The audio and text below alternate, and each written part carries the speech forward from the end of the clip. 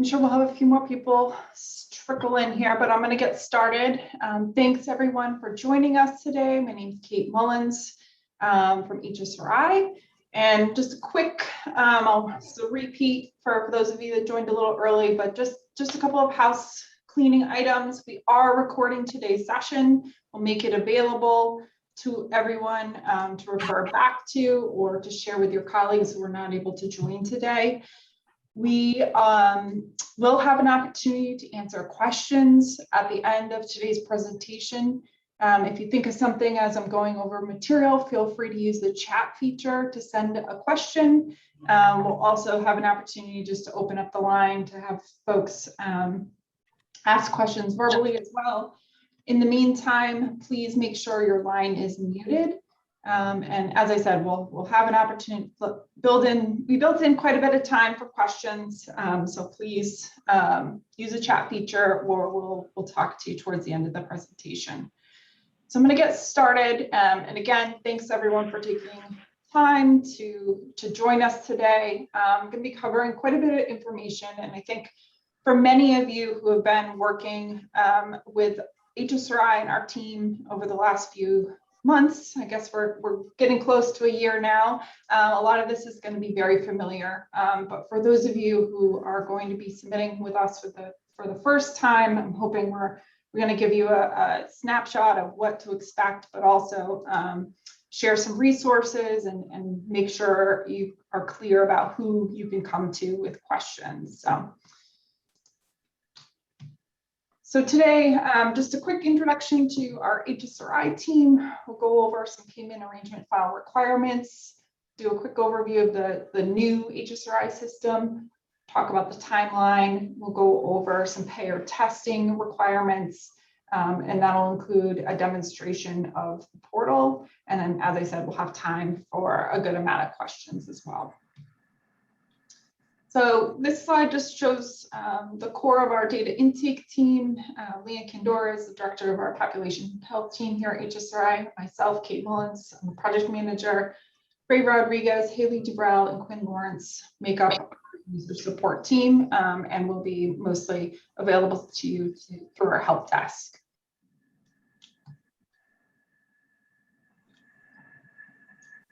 And now I'm going to hand it over to Karen Hampton from OHA to talk through some information about the payment arrangement file requirements. So good morning or afternoon, wherever you happen to be stationed. And thank you for joining us today. I want to thank Kate for doing the training and also for recording it for future review.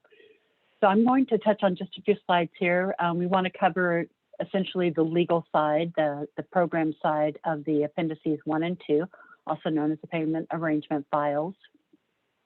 So the information that can be found on our data submitter page, and we have the link there.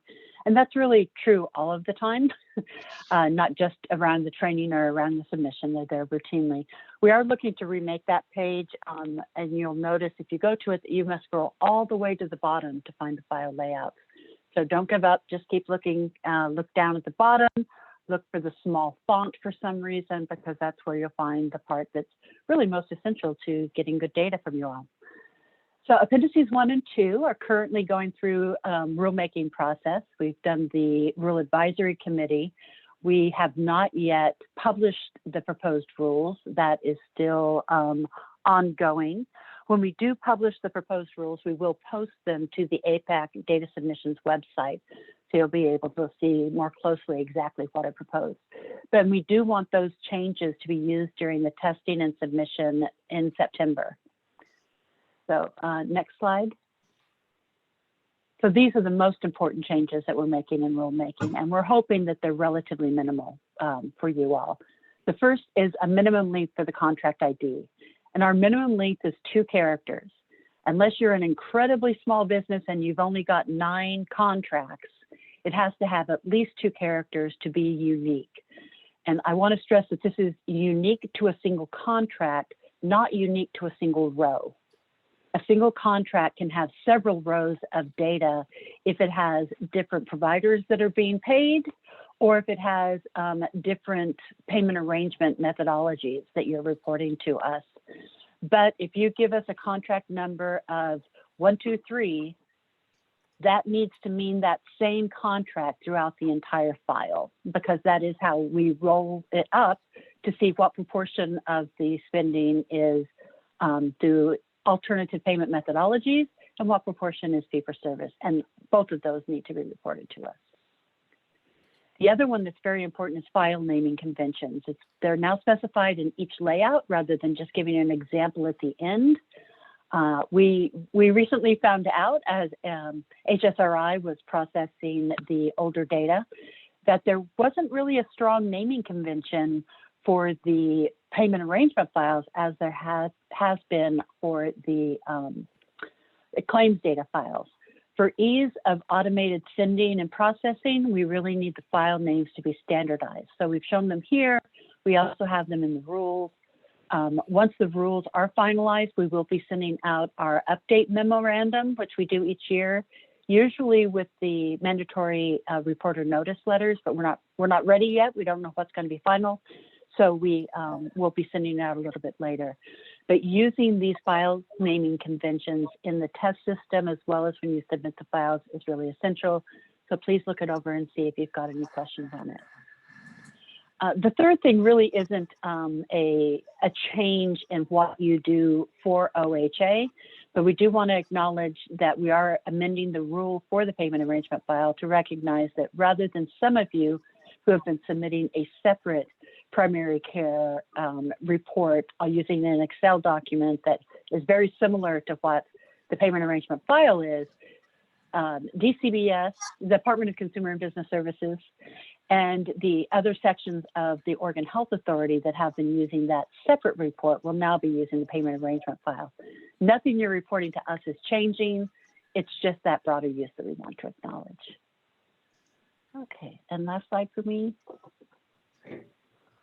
So just some background information. The payment arrangement files are due by September 30th, 2021, and should include data paid for January through December of 2020. We don't have it due until September, so there's plenty of time for the run out to occur. The information should be more easily accessible, and we're actually hoping that it's accessible in August or early September, particularly if this is your first time submitting. Submit the test file, and Kate will have more information later on about how you can create test data and what we need to see for the test purposes. But please don't wait until September 29th to start the process and expect to have it submitted by September 30th. We understand that this is actually a very complicated process for many of you because the systems you're using are not intertwined. You have to go and look for different things in different places. But it does have the benefit this year for the first year of serving two reporting requirements in one file. So hopefully that helps with that. The other thing is selection criteria is not the same as claims data. Claims data is based strictly on the residence of the individual who's receiving the services. Selection criteria for the payment arrangement files is situs of the contract, or for individual policies, residence of the subscriber, not the member, but the subscriber. So please make sure that those are the criteria that are assigned.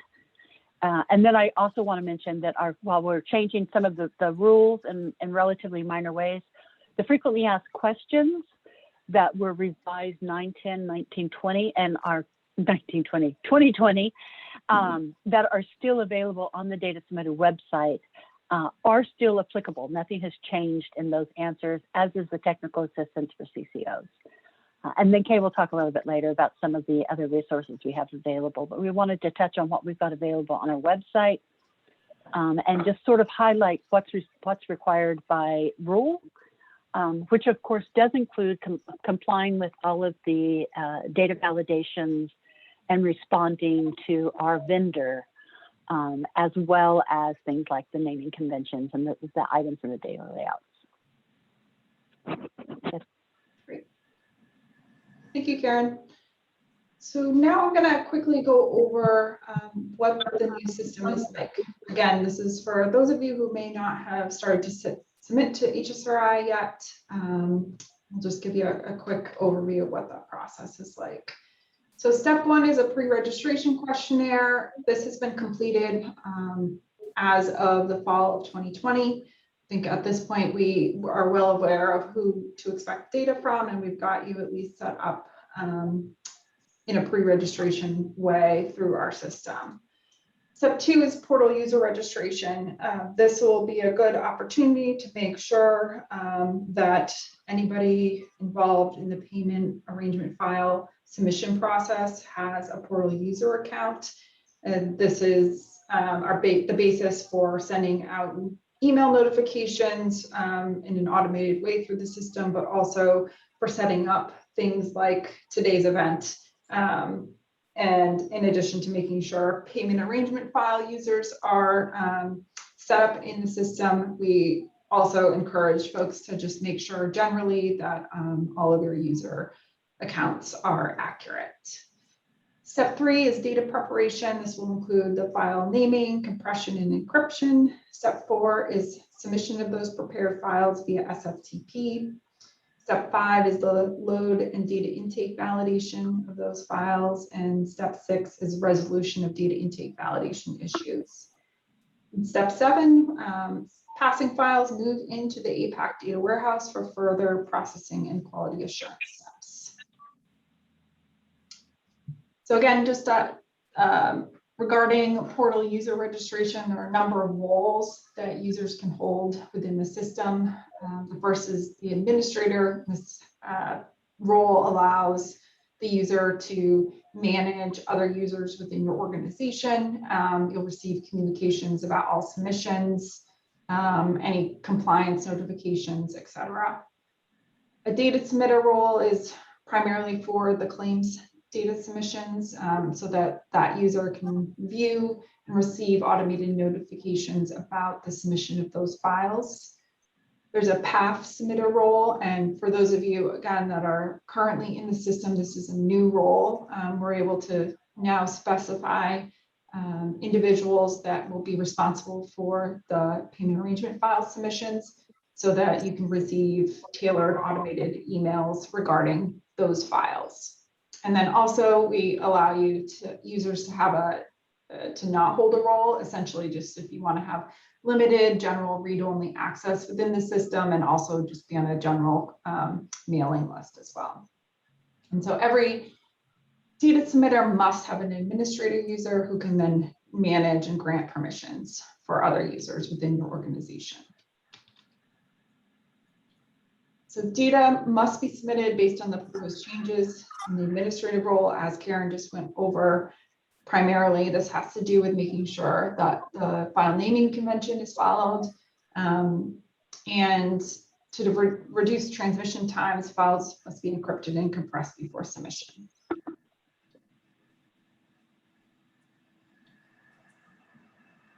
Compression and encryption can be accomplished a number of ways. Our standard encryption method that we support is 256-bit AES encryption. You can use a number of industry standard tools to accomplish that. We also support GPG or PGP encryption, and you just need to reach out to our help desk for assistance in getting that set up. Once the files are prepared, they are submitted via SFTP. We partner with NORC at the University of Chicago to host all of our data, and they manage the SFTP transfer server. On the slide now is the connection information for that server. And if you have any questions or issues with managing that account, you can contact the APAC help desk or contact NORC directly. We've listed the 4 directories that are available via each account. You'll be using, of course, the PAF prod and test folders for the submission of the payment arrangement files. During the testing period, we'll be using that test folder. Submissions may use an automated or manual process, and automated confirmation emails are sent out once the file has been successfully transferred via SFTP.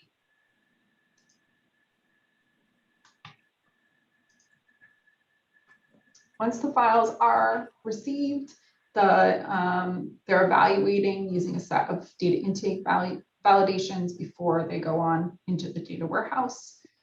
So those data files must be evaluated against checking that the file name is accurate, the structure is accurate, field formats, quality assurance checks, including the total for each row, and we do comparisons to previous years as well.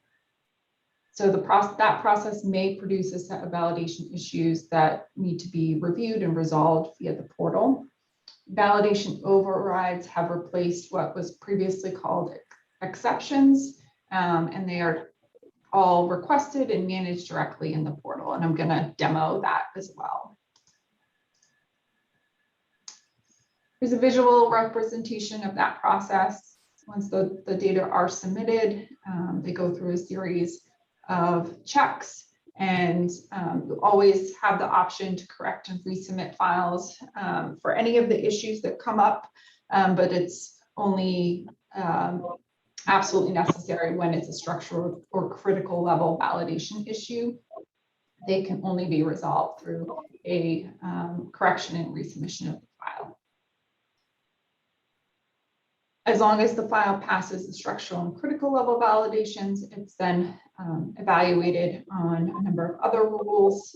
Primarily, there are exemption level issues which require, if any of those fail or result in issues for review, they must be overridden and they require approval before they can pass. And then once those files pass, they do go through another set of post-intake quality assessment reports before actually being released out to data users. This slide has a listing of each of the validation rule types. The full list of rules is always available in the portal for you to review, and I will demo that as well. And as I said, the vast majority of the rules are exemption level, but structural and critical level issues, are basically making sure the file meets the expected format and they cannot be overridden. And again, exemption level can be overridden with an explanation that will then be reviewed and approved. The slide includes a couple of examples of the types of data intake validation issues that are checks that we're performing. The first one is a duplicate submission. So basically, we've already received a file that was named exactly the same, and we're asking you to cancel it and resubmit the file. Our user documentation or help desk can always help you figure out how to increment the file naming so that the system will recognize it as a new replacement submission. We also look at consistent historical volumes across time. So we calculate a rolling historical average of the number of records included in the file and then check it when a new file is submitted. If there's a large variance above 20%, we just ask you to review that information. If it's accurate, confirm it with an explanation through an exemption request. The vast majority of the exemption level rules are sort of fall into two buckets: populated and valid. So the first is checking that the expected field is populated, and then when it is populated, checking that it contains a valid value. So the Rule 433 here is checking that the billing provider or organization NPI field is populated when there's a certain set of conditions. And if the file does not meet the threshold of 99%, we just ask you to, again, review it, provide an explanation through an exemption request. The next row is checking, again, if that field is populated with an NPI, we're checking that it's a valid value against a standard code list. And the last one is checking that the total claims payment field contains a valid value, which essentially means that it includes an explicit 2-decimal format. So again, these are just a few examples of the types of checks that we're going to be doing, and I will show you where you can find the full list of validation rules. So once that validation process occurs on the submitted files, an automated email will go out to users. It's guaranteed to happen within 24 hours of submission, but it's typically in less than an hour. The email will let you know if the validations have passed with no issues, or if there's a validation failure that needs review. The user can always log in to the portal, view the details of their submissions and their validation results.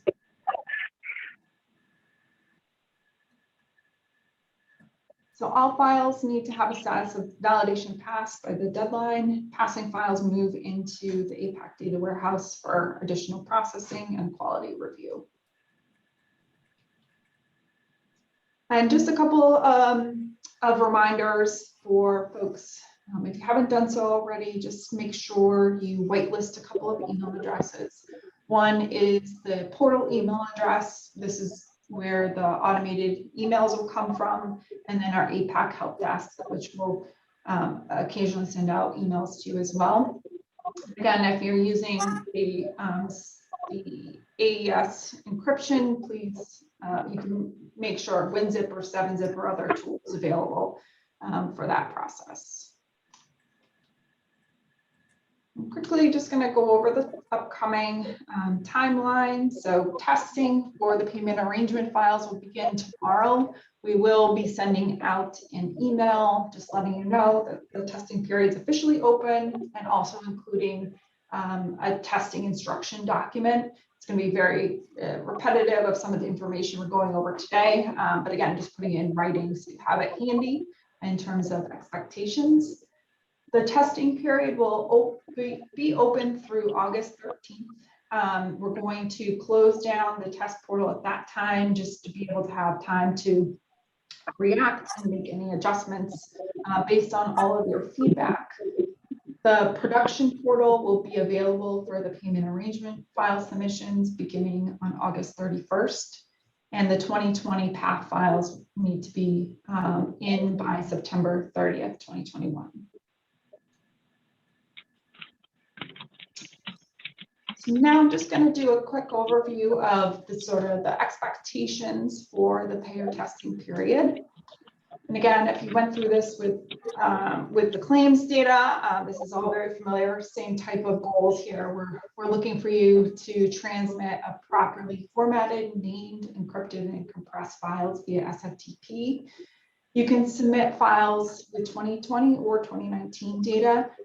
If you're in a position where you can start testing your 2020 submissions, that's great.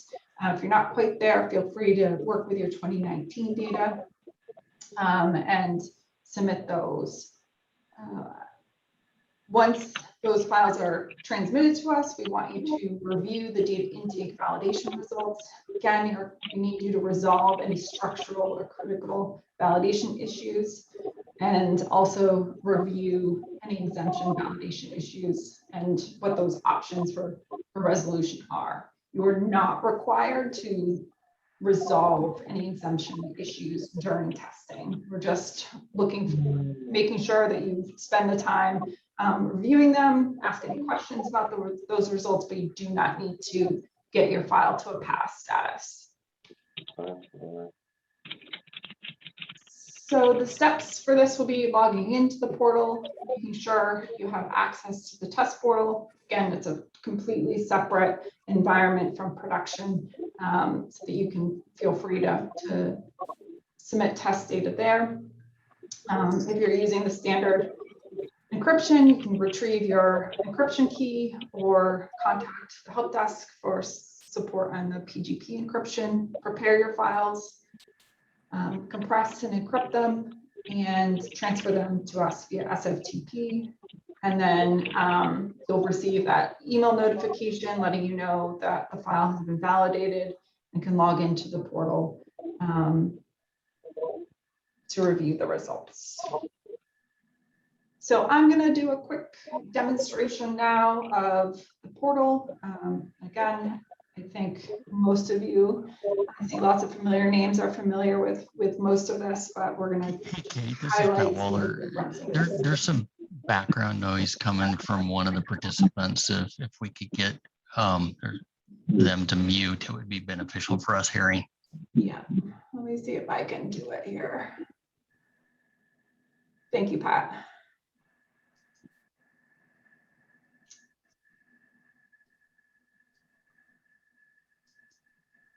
Okay.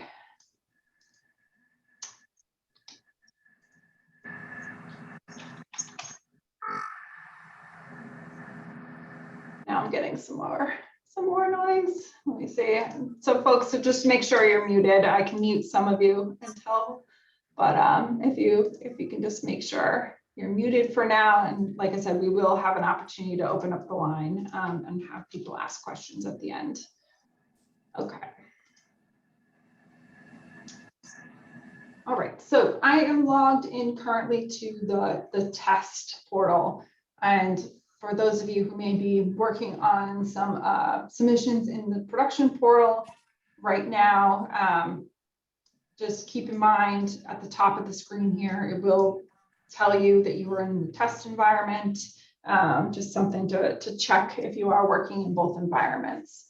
So I'm logged in as a test data submitter right now, and I'm just going to walk you through some of the screens that you'll be using for the testing period. And again, for those of you who may be new to this system, once you do log in, if you have a temporary password that you're logging in with, or you haven't been in a while and want to change your username or password, up in the right-hand part of the screen, there's a place where you can manage your password, username, or edit any of your contact information. So on this main home screen, this is where we display just general notification updates. We probably will, once we make the testing instructions available, we'll post that information, a link to some of that information here, the timeline for this transition period. That this is a good place to check for any news. And then the other thing, I think the first thing that we're hoping folks, again, to check on is their users associated with their entity. That screen is here. This is where you can view all of the existing users. And if you hold the administrator role, you can make changes to existing users to indicate if they're a PAF submitter, delete anybody who may not be working on this anymore, or register new users. And again, there's 3 sort of roles that you can check off for folks to hold. They can have multiple roles as well. I'm going to click on the summary screen next. This is where you can retrieve an encryption key for your organization. And this is also where we will track which file types are expected from your organization. OHA and HSRI manage this information, but if you have, if you review this and see any issues or have items that you think need to be changed, you can reach out to the help desk and we'll help you through that process. Next, I'm just going to click on this waivers section. This is where OHA has the ability to enter any approved waivers. So if you have any questions about if you have a waiver for a particular file type, this is where you can review that information. And next, I'm going to click on submissions.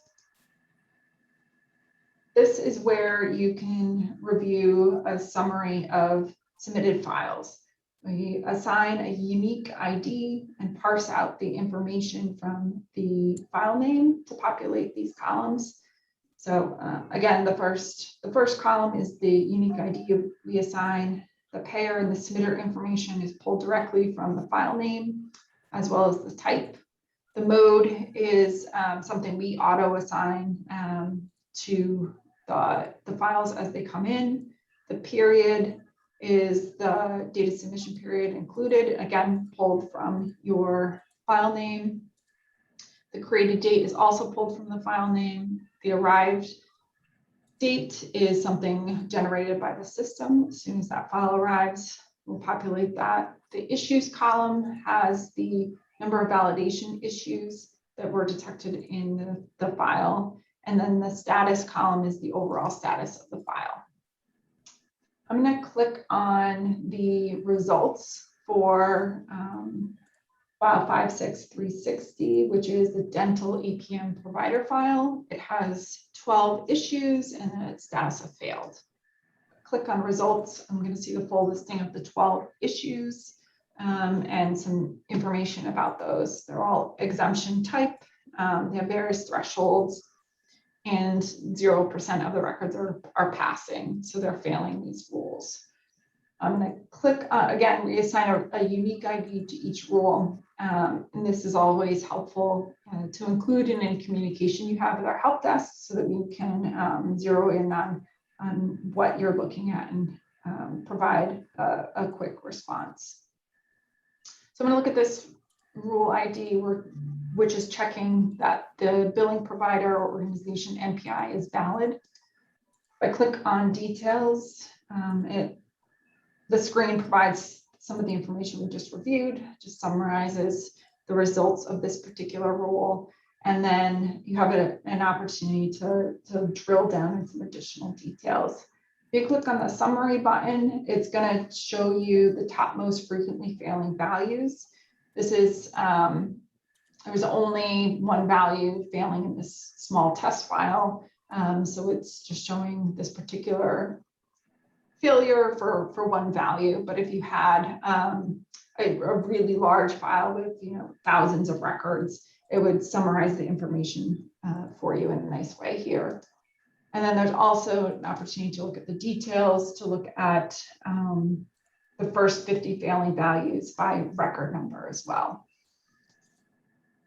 So now that I've reviewed this information, I will want to request an override. Again, this is not something you're expected to do during the testing period. This will only be expected in production, but you'll be able to set the period for which you're requesting an exemption, provide an explanation, and any future plans for remediating the issue. And again, not expected during testing, but when we do move to production, the more detail you can provide in these explanations, the better. It will just expedite the review process and ensure that the team has everything they need to evaluate the situation and provide a decision. So I'm going to go back to my listing of files and just highlight one other thing here. So the dental APM totals file has a status of processing, and this is because this the corresponding dental APM provider file is failed. Because the totals file is a control total where we're checking, basically cross-checking files, the system waits for this provider file to be passing before it completes the validation process for the totals file. We want to make sure that this file is as good as it's, is the final version of the file. There aren't going to be any resubmissions before we completely run the validations on these totals files. So this is another, I think, to Karen's earlier point, reminder to try and get through this process as early as you can, because there is a little bit of a staggered sequential steps here for, if you need to submit exemption requests in the provider file, you want to get those in so that your file can get passing and the rest of these validations can run. I'm just going to highlight a couple other resources available here in the portal. You won't necessarily need all of them for testing, but they will come handy as you begin to submit in production. So the submission report, this is currently not populated in this test entity, but this is where you would be able to see a summary of the expected submissions by period and what your status is. So this will be as you, again, submit in production and continue to work in this system, this will tell you whether you're compliant or not. The validation report provides a history of the validation rules across time, across your files. So if you wanted, again, in production, as you build up a bigger history of submissions, this is where you can look and see how the validation results have performed across time. Under guides, this is where I referred to earlier. Under the validation rules, there's a full listing of all of the validation rules that we are using to evaluate your files. So there, you can look by file type. So for payment arrangement and payment arrangement control total files, there's a full listing here. If you have any questions about any of these rules, again, we're more than happy to explain the logic on the back end for these. So feel free to contact our help desk. Additionally, the file layouts section of the portal has just a table of all of the information contained in appendices 1 and 2. So just making that information handy in a table format here.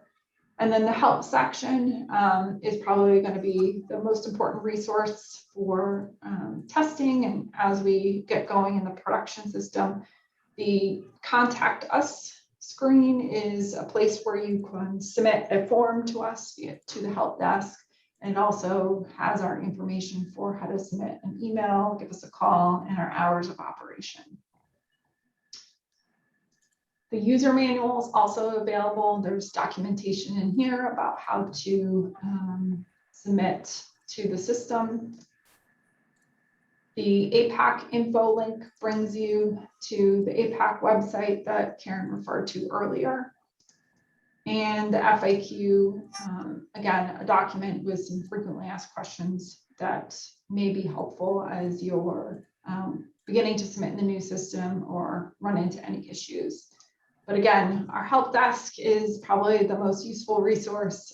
If you have any questions, you run into any issues that you're not able to find an answer to in any of these other resources, please feel free to reach out to us. And then up at the top right is the logout screen. I'm going to do that and jump back over to our presentation here.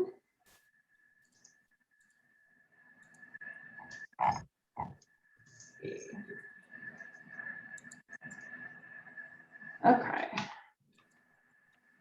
All right. So as I said, the APAC help desk, I can't stress this enough. We have a great team that can help you through any questions or feedback you have. Please reach out to us during testing to provide any feedback on any issues or blockers that you've encountered in the portal, the process, your own systems, anything that could potentially delay yourself or others from meeting that September 30th deadline. This is also a place to ask any tough technical questions regarding the process that the user manual or FAQ did not answer. And also, please feel free to reach out and ask questions about the status of your test files. Again, just repeating some information here about how to reach us at the help desk, and also provide the APAC admin email address that's available to answer any non-technical questions, including dealing with any extensions to submission dates, waivers, etc. And now I'm going to open it up for questions. I'm first just going to check the chat here to see if anybody's sent anything along. See, I don't see any. So I'll open up the line. If people want to unmute and ask any questions, please feel free, or send a chat.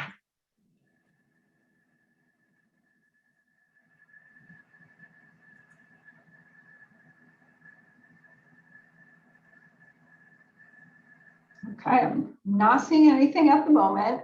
So maybe I'll just pause and see, Karen, if there was anything else you wanted to add.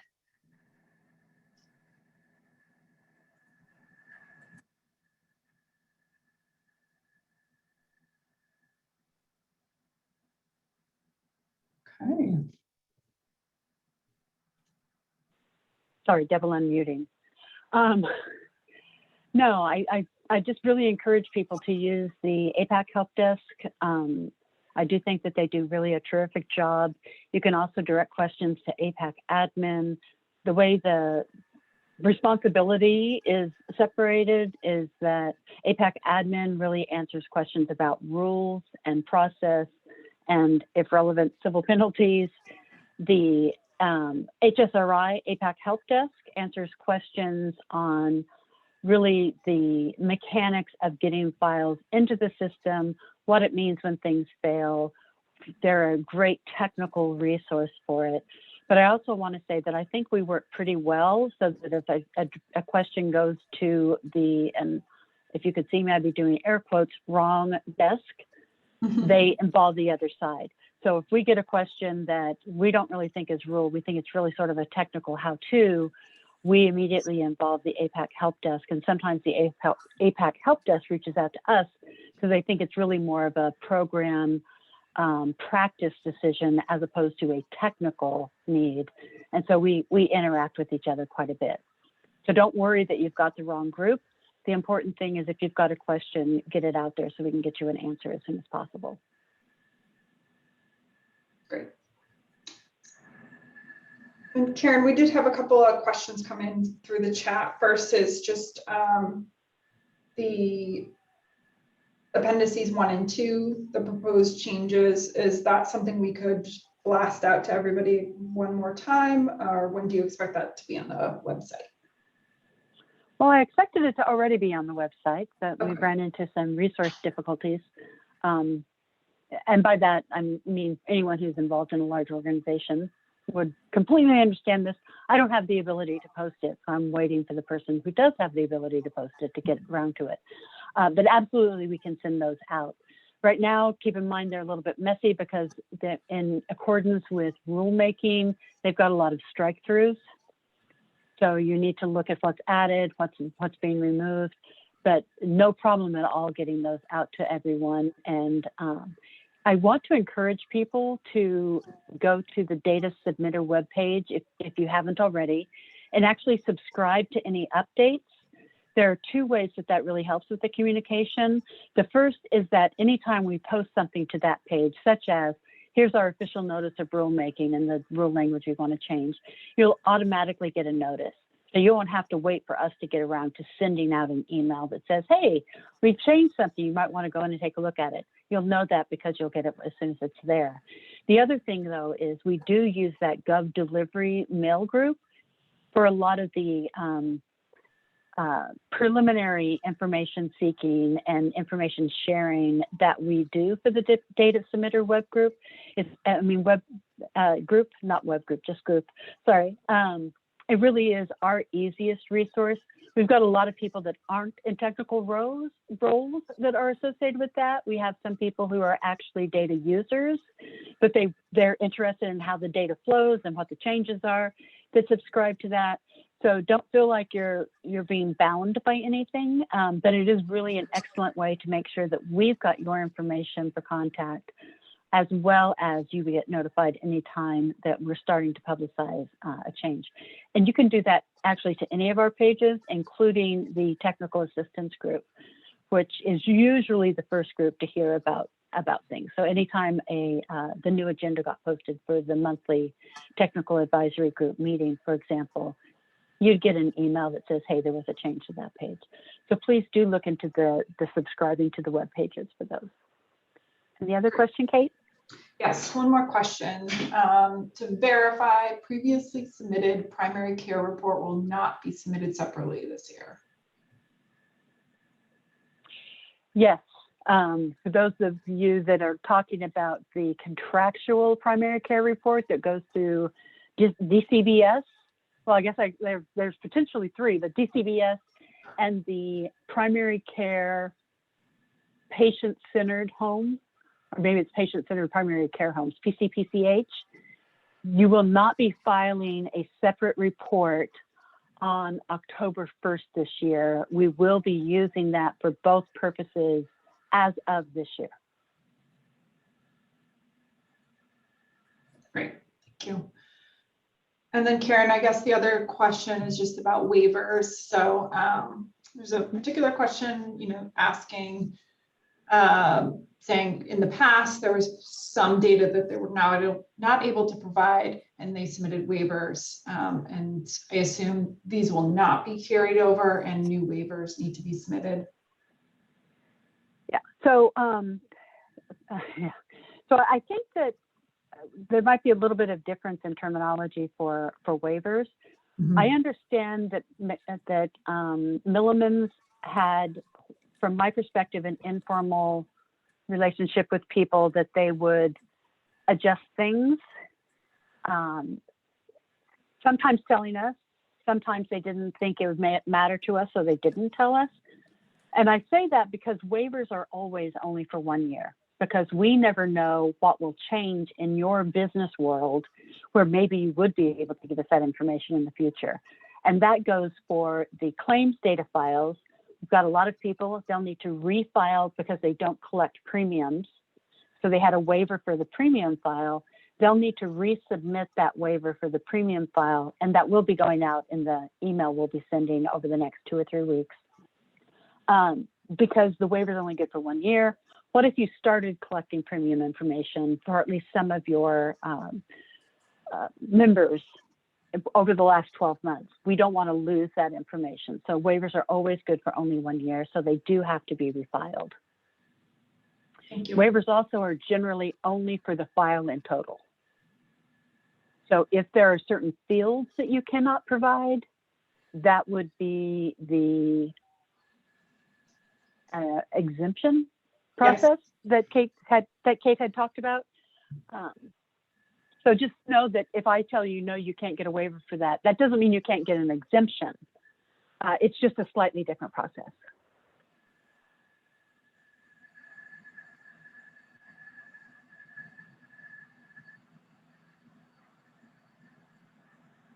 Okay, it looks like another question came in.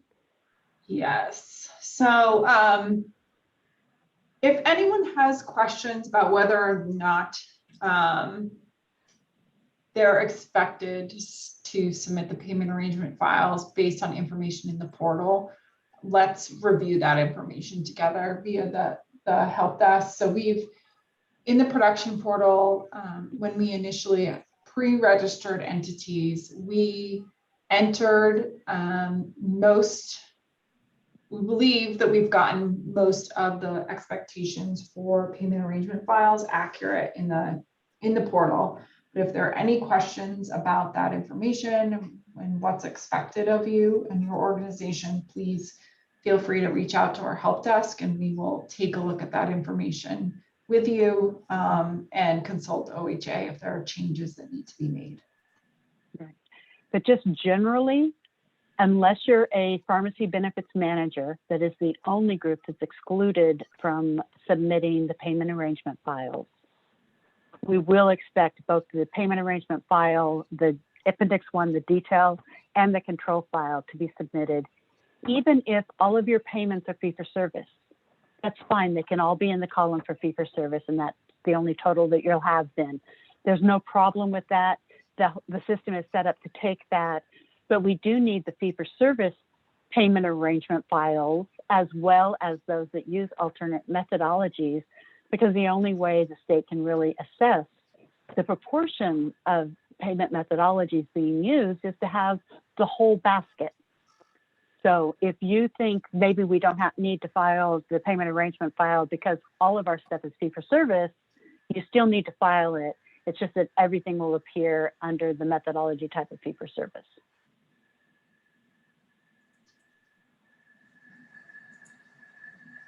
Okay, and then I see another question just about sharing today's presentation. So we will share the slides and as well as the recording from today.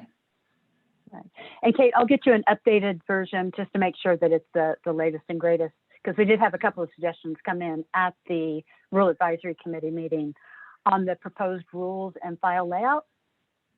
Great. So that if you would attach those to the same one so people can get it at one point and not have to get it in two. Sounds great. Pieces. I also want to clarify, because I said we'd be sending out emails over the next 2 or 3 weeks. We sent out last year with so many people not in the office. we sent out a courtesy email in addition to the annual paper certified mail letter that we notify people of the mandatory reporter status. That was really important to do last year because so many people were out of the office. This year, people are going back into the offices, but people seem to value it so much last year that we are planning on doing that again this year. However, this year, I'm the only one working on that side of the APAC program. I'm the only one doing the admin. So it's going to take me longer to get them out to everyone. So when I say you'll be getting an email, that is actually what I meant, is that anyone we have listed as a contact will, for the business program side, this doesn't go to the data submitter webpage group necessarily, but it does go to those that have notified us that they should be involved from either the program business side or the technical side. Will be getting a copy of the letter that went out as a mandatory reporter. Also, the draft version of the file layouts will go out to everyone. So we'll get that information out within the next couple of weeks. It's also an opportunity for people to tell us anyone that should be added or replaced in the listing that we have for each group. So those will be going out over the next 2 or 3 weeks. It's not additional activities you have to undertake. It's not giving you anything new to do, but it is providing the information instead of on hard copy in an email with electronic attachments, because those are often easier to use. Medicare D only, yes, you do still need to submit the payment arrangement files.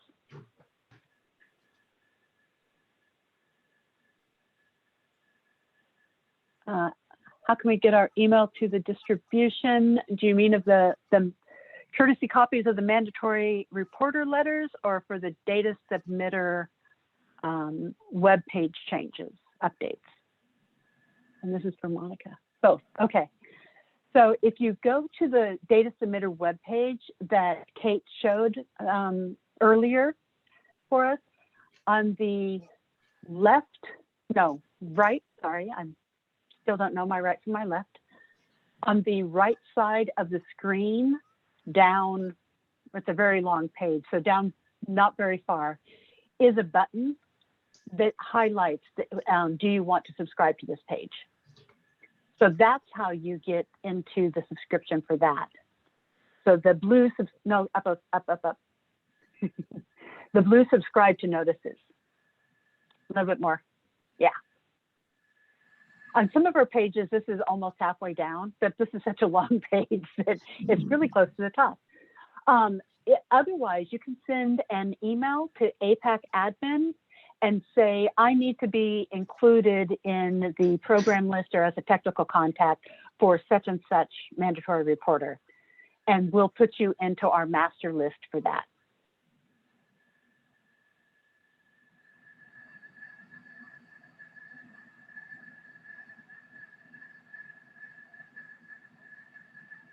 Any final questions?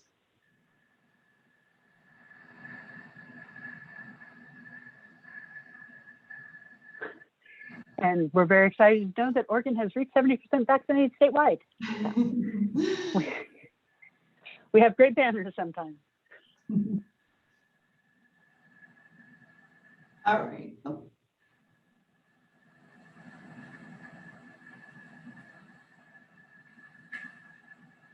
So for Pat, yes, absolutely. You would not send in a payment arrangement file for the dental claims if you only do Medicare D. And that may be something that we need to acknowledge. I'm thinking within the solution, within the HSRI portal system. But if we reach out to you and say, hey, there's no dental, and you say, hey, we don't have any dental, we're Medicare D, so we wouldn't have that, then that would be the end of it. So we'll try to figure out how to record that so that we'll know without asking you again. But if we do ask you again for any of you, and the answer is we don't have any information for dental because we don't do any dental, then we would certainly ignore that or realize it's done. Yeah, and it's bad because I did a waiver, I think, for the dental submission for the quarterlies. And I didn't know if you wanted me to do a waiver for APAC 1 and 2 as well. No, I don't believe so, because we would be able to look back and see that you don't handle that type of Okay, service. That line thank of you. business, yeah. Correct. Pharmacy benefit managers are not required to submit the payment files.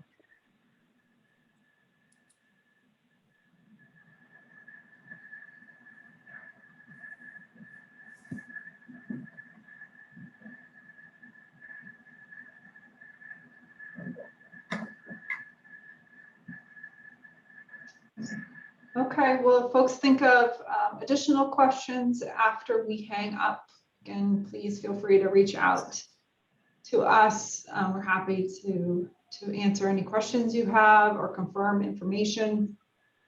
We will be sending out an email tomorrow, again, just with these resources that we've talked about today, announcing that the payment arrangement file test portal is open, and again, just providing a lot of the information that we've gone over today. So thank you again for your time. We appreciate it, and enjoy the rest of your summer. Thank you, Kate.